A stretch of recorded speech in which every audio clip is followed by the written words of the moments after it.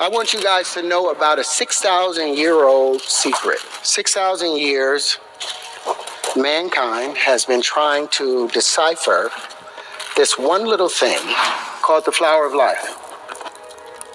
Have you guys ever seen this before? Now, you know this is one of the oldest symbols in human history, right? This symbol was found in the Temple of Osiris in Egypt, and it had been molecularly burned into the wall. And it's 6,000 years old. This same symbol has been found in the forbidden temples in China, sitting under the fufu dogs. And the foot on it, the flower of life, saying whoever controlled that flower of life controlled the universe. There were secrets in that flower of life that Da Vinci spent his whole life trying to uncover. There were secrets in that flower of life that Newton spent his whole life in secret trying to uncover. The same secrets that Pythagoras was desperately trying to uncover. But their problem was they kept seeing this in a two-dimensional space. They couldn't get it out of this two-dimensional frame, and as a result, they got stuck in this plane, a flat plane. Now, what Da Vinci and all of them wanted to do, they were trying to find a way to bring this flower to life, because what is inside of it? Well, apparently, there were secrets inside of it.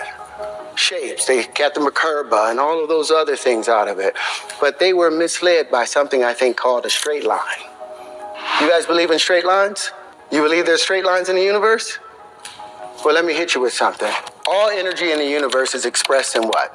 It's in motion. If something is still, there's no energy. Kinetic, right? All motion is expressed in what? You look at galaxies.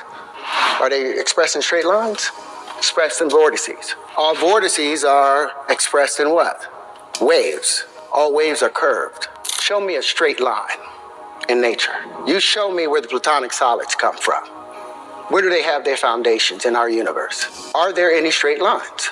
If you look at anything, there are no straight lines. That's been the mistake. We've been looking at these straight lines, this Euclidean way of thinking, and missing the curvature of nature. So here we are, back with the curvature of nature. And you have all these little pieces. Now, this has always been an information system.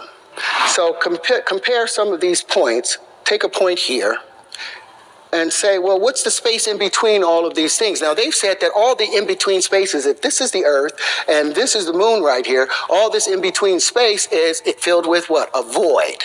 There's nothing in the void. Well, I found that there is something in the void.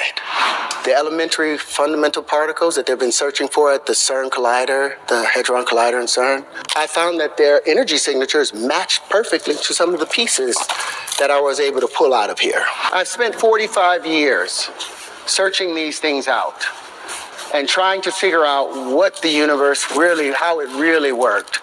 And we've come to find that the universe, they are abandoning the standard model, the ideas of black holes and dark matter, for an electric model of the universe. There's tons of paperwork of Da Vinci working on the flower of life and trying to unravel it.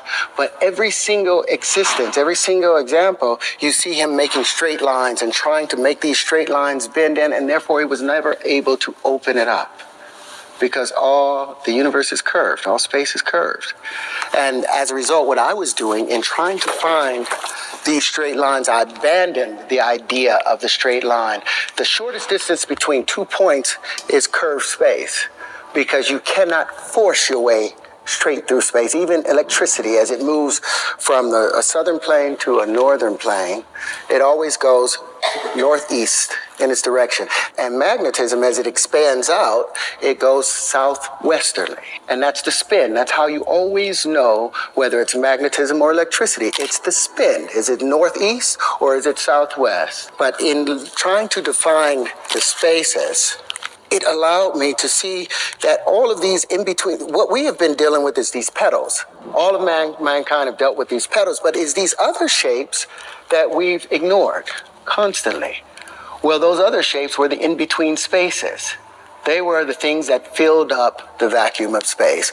And all these particles that I have, I think are the full proof of that. And it is also the full proof of the wave particle argument.